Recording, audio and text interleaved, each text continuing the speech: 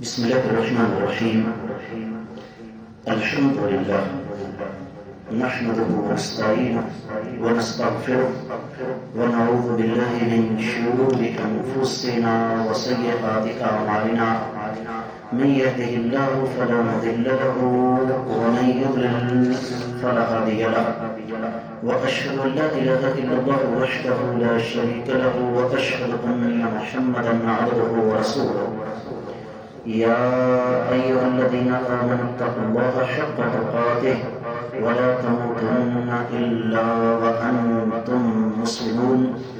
يا أيها الناس اتقوا ربكم الذي خلقكم من نفس واحدة وخلق منها زوجها وبث منهما رجالا كثيرا ونساء، واتقوا الله الذي تساءلون به والأرحام إن الله كان عليكم رقيبا. يا أيها الذين آمنوا اتقوا الله وقولوا قولا سديدا يصلح لكم أعمالكم ويغفر لكم ذنوبكم، ومن يطع الله ورسوله فقد فاز فوزا عظيما. أما بعد، فإن خير الحديث كتاب الله، وخير الهدي هدي محمد صلى الله عليه وسلم، وشر الأمور محدثاتها، وكل محدثة بدعة، وكل بدعة ضلالة، وكل ضلالة في النار. قال الله عز وجل بعد أعوذ بالله السميع العليم من الشيطان الرجيم: بسم الله الرحمن الرحيم. لا أقسم بيوم القيامة. اللہ کی زمین پر انسان صرف دو قسم کے ہیں، جنتی اور جہنمی. باقی اللہ کو تقسیم سے کوئی غرض نہیں. کوئی امیر ہے، کوئی غریب ہے، کوئی متوسط ہے، کوئی چھوٹا ہے، کوئی بڑا ہے، کوئی کالا ہے، کوئی گورا ہے، کوئی افریقی ہے، کوئی امریکی ہے، کوئی اپنے آپ کو اونچے خاندان کا کہتا ہے، کوئی نیچے خاندان. اللہ تعالیٰ کو ان چیزوں سے کوئی غرض نہیں. اب جنت اور جہنم، اس کا تعلق قیامت کے ساتھ بہت گہرا ہے. اور میں آپ جو کچھ بھی کر رہے ہیں، بنیادی طور پر ہمارا ہدف کیا ہے کہ قیامت والے دن اللہ تعالیٰ ہمیں سختی سے بچا رہا ہے. جنت میں داخلہ کی بات ہے، جھٹکی زبان میں راگنے سارے کے سامنے کہنا کھڑا ہو نہیں پر آپ ہوا، صرف اللہ معاف کر دے، اگلے معاملات بات ہے. اب وہ جو دن ہے نا قیامت کا، اس کے رب کائنات نے قرآن میں اور نبی علیہ السلام نے احادیث میں ہمیں بہت سارے نام بتائے ہیں. اور اس کی وجہ کیا ہے کہ اس دن کی شدت، اس کی حدت، اس کی سختی. ظاہر بات ہے جس چیز کے زیادہ نام ہوں گے، اہمیت بھی اس کی زیادہ ہوگی. قیامت کے ناموں میں سے سب سے پہلے اس کو کہتے ہیں یوم الدین، جس کے لیے قرآن مجید میں بہت ساری آیات مبارکات ہیں. صرف دو مقامات، سورۃ الفاتحہ الحمدللہ رب العالمین الرحمن الرحیم مالک یوم الدین. آپ نے آج سنا پہلی رکعت میں سورۃ الانفطار 30واں پارہ، یصلونها یوم الدین وما ادراک ما یوم الدین ثم ما ادراک ما یوم الدین. قیامت کے دن سارے کے سارے اللہ کی بارگاہ میں حاضر ہوں گے. تمہیں کیا پتا کہ قیامت کا دن کیا ہے؟ اور پھر تمہیں کیا پتا کہ قیامت کا دن کیا ہے؟ لفظ دین یہاں بدلے کے معنی میں ہے کہ یوم الدین سے مراد بدلے والا دن. نیک لوگوں کو نیکی کا بدلہ ملے گا اور برے لوگوں کو. آگے بڑھنے سے پہلے میں ایک اور چیز آپ کو سمجھا دوں. رب کائنات جو چاہے کر سکتے ہیں، کوئی پوچھنے والا نہیں۔ اللہ تعالیٰ چاہتے مجھے آپ کو پیدا کر کے مارنے کے بعد، دفن ہونے کے بعد مٹی کے ساتھ مٹی کر دیتے، اللہ کو کوئی پوچھنے والا نہیں تھا۔ لیکن رب کائنات نے یہ قیامت کا دن کیوں رکھا ہے؟ اس کی وجہ یہ ہے کہ اللہ کی زمین پر ہر نیکی کرنے والے کو اس کی نیکی کا بدلہ تو دور کی بات ہے، ہمارے پاس حوصلہ افزائی کے چند کلمات میں استاد جی، اللہ کی زمین پر ہمارے سب سے بڑے محسن کون ہیں؟ علماء کرام، درست ہے یا نہیں؟ جو چاہتے ڈاکٹر بن جاتے، انجینئر بن جاتے، پروفیسر بن جاتے، صحافی بن جاتے، وکیل بن جاتے، چارٹرڈ اکاؤنٹنٹ بن جاتے۔ کیا خیال ہے؟ بڑے بڑے ذہین علماء ہیں، دین اسی وجہ سے قائم ہے نا۔ جملہ نوٹ کیجئے، اس طبقے نے کیا کیا کہ ہماری آخرت کے لیے اپنی دنیا کی قربانی دے دی، اور ہمارے پاس اس طبقے کی مالی معاونت کرنا تو دور کی بات ہے۔ یقین جانیے، میں نے اپنی ان آنکھوں سے دیکھا ہے، اپنے کانوں سے سنا ہے، علماء کرام کی بیویاں بیماری کے ایام میں تڑپ تڑپ کر مر جاتی ہیں، مسجد کمیٹی والے کروڑپتی ہوتے ہیں، 1 روپے کا تعاون نہیں کرتے۔ وہ روتا ہے میری بیوی مر رہی ہے، مجھے قرضہ ہی دے دو، کچھ نہیں ہے۔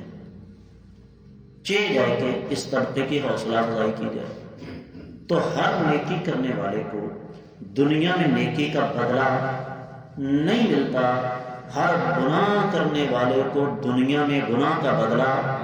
اس لیے فرمایا یوم الدین، قیامت کا دن کیا ہے؟ بدلے کا دن ہے۔ پھر اس کو رب کائنات نے قرآن مجید میں کئی ایک مقامات پر فرمایا الیوم الآخر، آخرت کا دن۔ اللہ فرماتے ہیں وَلَكِنَّ الْبِرَّ مَنْ آمَنَ بِاللَّهِ وَالْيَوْمِ الْآخِرِ۔ ہمارے ہاں انگریزی میں ایک لفظ بولا جاتا ہے I will see you in court، میں تمہیں عدالت میں دیکھوں گا، لیکن ایک سچا مسلمان یہ نہیں کہتا، وہ کہتا ہے I will see you in the day of judgment۔ کوئی گل نہیں پتر، جن نے مرضی ظلم کر لیا، قیامت والے دن ایک ایک ظلم کا بدلہ دینا پڑے گا۔ تو اس کا مطلب کیا ہوا کہ اس کو آخرت کا دن کیوں کہا جاتا ہے؟ کہ اس دن کے بعد دنیاوی طور پر کوئی اور دن نہیں ہے۔ قرآن مجید کی آپ نے آیت مبارکہ ابتدا میں سنی، لا اقسم بیوم القیامہ، یہاں لا زائدہ ہے۔ لا اقسم بیوم القیامہ کا معنی یہ نہیں ہے کہ میں قیامت کے دن کی قسم نہیں کھاتا، اس کا معنی یہ ہے کہ رب کائنات فرما رہے ہیں کہ میں قیامت کے دن کی قسم کھاتا ہوں۔ تو جس چیز کی اللہ تعالیٰ قسم کھائیں وہ معمولی نہیں ہو سکتی ہے۔ رب کائنات بذات خود جس چیز کی قسم کھائیں وہ بہت بڑی کوئی چیز ہوگی۔ پھر اسی دن کا ایک نام یوم الحسرہ ہے، حسرت کا دن۔ حسرت جانتے ہیں جسے کہتے ہیں؟ ایسی خواہش جو کہ پوری نہ ہو سکے۔ اللہ تعالیٰ فرماتے ہیں وَأَنذِرْهُمْ يَوْمَ الْحَسْرَةِ، ان کو حسرت کے دن سے ڈرائیے۔ کیا مطلب ہے اس بات کا؟ کہ قیامت والے دن کافر، ظالم، مشرک یہ حسرت کریں گے کاش کہ ہمیں چند منٹ کے لیے دنیا میں بھیج دیا جائے تو ہم وہ عمل کریں، ربنا، اے ہمارے رب دنیا میں دوبارہ بھیج دینا، نعمل غیر الذی کنا نعمل، ہم وہ عمل کریں گے جو کہ ہم پہلے نہیں کیا کرتے تھے۔ رب کائنات کا فیصلہ ہے جو اللہ کے پاس چلا جائے وہ واپس، مولوی صاحب اپنی صرف دیہڑی کھڑی کرنے کے لیے آپ کو کہتے ہیں کہ جمعرات والے دن بزرگ واپس آتے ہیں، جو چلا جائے وہ واپس نہیں آیا کرتا۔ ابھی چند دن پہلے مجھ سے سوال ہوا، استاد جی کیا یہ بات درست ہے کہ دنیا سے جانے والے کی روح 40 دن تک واپس آتی ہے؟ میں نے کہا اللہ کی شریعت کے اندر تو نہیں آتی، مولوی صاحب کی شریعت میں ضرور آتی ہوگی۔ پھر اسی طریقے سے اب آپ سوچیں گے اس کو یوم الحسرہ کیوں کہا گیا؟ یہ قیامت کا دن حسرت کا باعث ہے، کافر کے لیے بھی اور مومن کے لیے بھی۔ اب آپ کہیں گے مومن کے لیے کیوں بھائی؟ مومن قیامت والے دن حسرت کرے گا، کاش کہ جتنی میں نے نیکیاں کی ہیں اس سے زیادہ کی ہوتی تو رب کائنات جنت میں مجھے جو مقام عطا فرما چکے ہیں اس سے کہیں زیادہ بلند مقام عطا فرماتے۔ اس کا پانچواں نام واقعہ۔ واقعہ کا معنی وقوع پذیر ہونے والی۔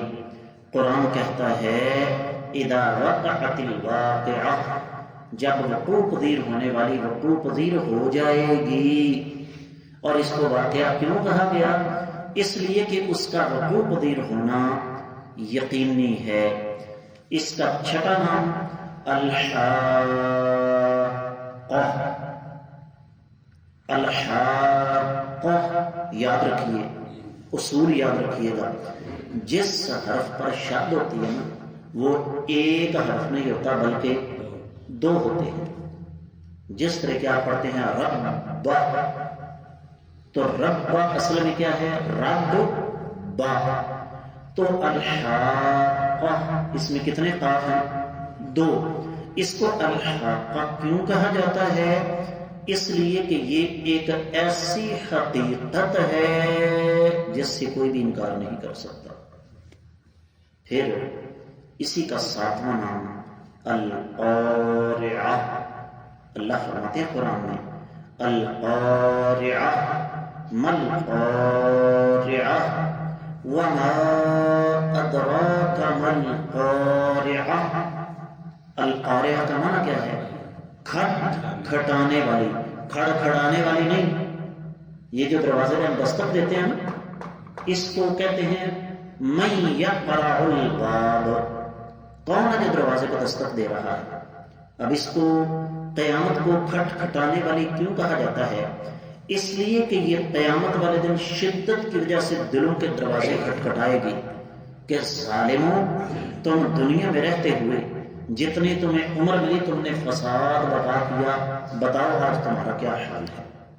پھر اسی کا آٹھواں نام ہے الساعہ، گھڑی۔ کیوں؟ اس لیے اس کو گھڑی اس وجہ سے کہا گیا ہے کہ اس کا وقوع پذیر ہونا بالکل قریب ہے۔ یہاں ہم جتنے بھی بیٹھے ہوئے ہیں ذرا اپنے ماضی کی طرف نظر دوڑائیں، جتنے بھی ہماری عمر ہے، ایسے نہیں لگتا کہ بھی کل کی بات ہے استاد جی کے پاس ہائی اسکول میں پڑھا کرتے تھے، ابھی کل کی بات ہے پرائمری اسکول میں پڑھا کرتے تھے، پتہ نہیں چلتا۔ تو قیامت والے دن رب کائنات پوچھیں گے نا کم لبثتم فی الارض عدد السنین، بتاؤ زمین میں کتنا عرصہ رہ کے آئے؟ تو یہی انسان کہے گا لبثت یوما او بعض یوم، یا اللہ ایسے لگتا ہے جیسے چند گھڑیاں دنیا میں رہ کے آئے۔ تو اس کو گھڑی اس وجہ سے کہا جاتا ہے کہ وہ بالکل انسان کے قریب ہے۔ اس کا نواں نام یوم الفصل۔ فصل فیصلے سے ہے، فیصلے کا دن۔ قرآن کہتا ہے ان یوم الفصل کان میقاتا۔ دوسرے مقام پر فرمایا ان یوم الفصل میقاتہم اجمعین، کہ وہ فیصلے کا دن ان سب کا ٹھکانہ ہے، کیونکہ رب کائنات اس دن اپنی مخلوق کے درمیان فیصلہ صادر فرمائیں گے۔ پھر اس کا نام 10واں ہے آزفہ۔ آزفہ کا معنی بالکل قریب۔ اللہ فرماتے ہیں آزفت الآزفہ، قریب وقوع پذیر ہونے والی، قریب آ گئی ہے۔ اس کا معنی کیا ہے جو میں پہلے عرض کر چکا ہوں کہ یاد رکھیے ہمیں پتہ بھی نہیں چلے گا موت کب آ کر گردن پکڑ لے گی، اور مرنے کے بعد انسان سوچتا رہے گا میں دنیا میں گیا بھی تھا کہ نہیں۔ اس کا 11واں نام یوم الطلاق۔ یوم الطلاق لقاء سے ہے، لقاء کا معنی ملاقات، ملاقات کا دن۔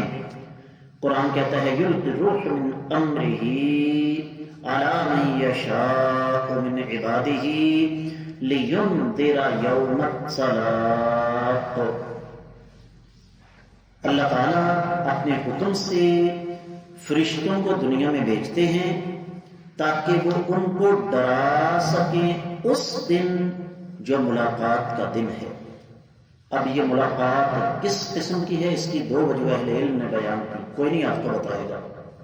پہلی وجہ تو یہ کہ اس دن اللہ سے ملاقات ہوگی، اور دوسری وجہ یہ ہے کہ اس دن آسمانوں والے زمین والوں سے ملیں گے۔ پھر اسی کا بعد نام ہے یوم التناد، آواز والا دن۔ قرآن کہتا ہے، ایک اپنے نبی کا ذکر رب کائنات نے کیا، فرمانے لگے یا قوم انی اخاف علیکم یوم التناد، اے میری قوم میں تمہارے اوپر ڈر رہا ہوں اس دن سے جس دن آواز دی جائے گی، اور اس دن ہر انسان کو آواز دی جائے گی کہ ادھر آؤ ذرا اپنا حساب و کتاب کرو۔ اس دن ہر مظلوم آواز دے گا، اے رب کائنات اس ظالم آدمی کو جنت بھیجنے سے پہلے میرا حساب و کتاب تو کرنا۔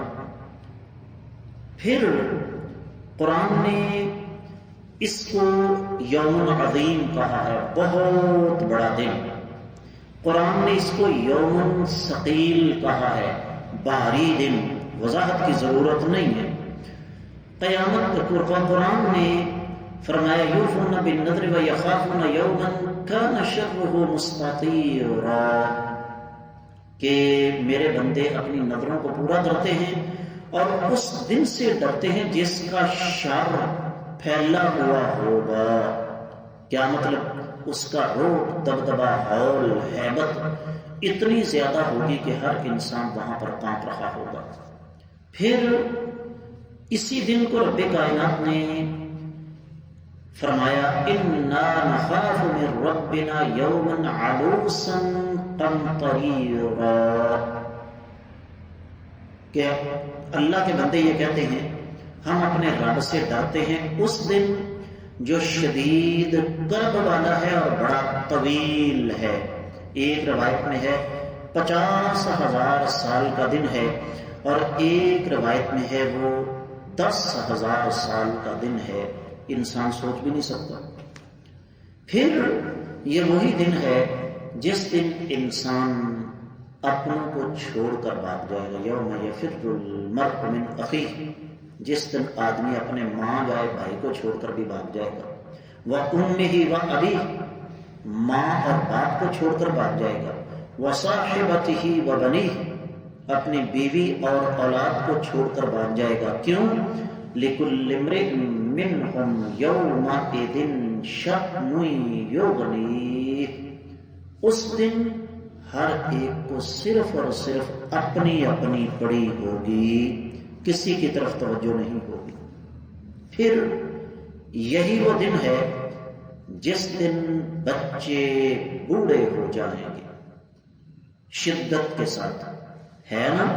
بعض لوگ صدموں کی وجہ سے جوانی کے اندر بوڑھے ہو جاتے ہیں، تو قیامت کا صدمہ کائنات کے تمام صدموں سے زیادہ ہوگا۔ اللہ تعالیٰ فرماتے ہیں فَكَيْفَ تَتَّقُونَ إِن كَفَرْتُمْ يَوْمَ يَجْعَلُ الْوِلْدَانُ شِيبًا، تم ڈرتے کیوں نہیں؟ اگر تم نے کفر کیا تو یاد رکھو اس دن سے ڈرو جس دن بچے بوڑھے ہو جائیں گے۔ تو حاصل کلام یہ ہے کہ یہ دن انتہائی زیادہ شدت والا ہے۔ اب یہ آئے گا کب، اس کا علم سوائے اللہ تعالیٰ کے کسی کو بھی نہیں ہے۔ قرآن کہتا ہے وَمَا يُدْرِيكَ لَعَلَّ السَّاعَةَ تَكُونُ قَرِيبًا، آپ کو کیا پتا کہ قیامت کتنے قریب ہے۔ پھر اللہ فرماتے ہیں يَسْأَلُونَكَ عَنِ السَّاعَةِ أَيَّانَ مُرْسَاهَا فِيمَ أَنْتَ مِنْ ذِكْرَاهَا إِلَى رَبِّكَ مُنْتَهَاهَا، دوسرے مقام پر فرمایا وَيَقُولُونَ مَتَىٰ هَٰذَا الْوَعْدُ إِن كُنتُمْ صَادِقِينَ قُلْ إِنَّمَا الْعِلْمُ عِندَ اللَّهِ قیامت کے دن کا علم کس کے پاس ہے؟ یہی قرآن کہتا ہے وَعِندَهُ مَفَاتِيحُ الْغَيْبِ لَا يَعْلَمُهَا إِلَّا هُوَ اللہ کے پاس غیب کی کنجیاں ہیں جو اللہ کے سوا کوئی بھی نہیں جانتا۔ تو حاصل کلام یہ ہے جو کچھ میں نے آپ کی خدمت میں عرض کیا اب تک، اس کا خلاصہ میں کرنے جا رہا ہوں۔ قیامت یقینی امر ہے، قرآن کے دلائل تو اس پر دلالت کرتے ہی ہیں۔ کوئی غیر مسلم اٹھ کر اعتراض کر دے کہ جی میں تو آپ کے قرآن کو نہیں مانتا، اس سے کہیں ہم تمہیں عقلی طور پر یہ ثابت کر کے بتائیں گے کہ قیامت کا دن یقینی ہے۔ اور یہ بھی میں آپ کو بتا دوں، آگے موضوع آ رہا ہے انشاءاللہ اگلے سبق میں، کہ اس دن کا انکار کن کن لوگوں نے کیا، لیکن اللہ کی زمین پر آج بھی مسلمان غیر مسلم زیادہ تر اس دن کی حقانیت کے قائل ہیں، اس لیے کہ عقل یہ کہتی ہے، جیسے میں نے ابتدا میں عرض کیا کہ ہر نیک انسان کو دنیا میں نیکی کا بدلہ نہیں ملتا، ہر برے انسان کو اس کی برائی کا بدلہ نہیں ملتا۔ تو عقل یہ کہتی ہے کہ نیکی کرنے والے کی نیکی ضائع نہیں جانی چاہیے، برائی کرنے والے کو اس کی برائی کی سزا ہر حال میں ملنی چاہیے۔ یہ سزا ملے گی، قیامت والے دن ملے گی۔ اللہ نے چاہا تو آنے والے سبق کا موضوع قیامت کا انکار کرنے والے کون ہیں، اللہ ہمیں اس دن کی فکر کرنے کی توفیق عطا فرمائے اور اس کی سختیوں سے محفوظ فرمائے۔ وما علی الا البلاغ المبین۔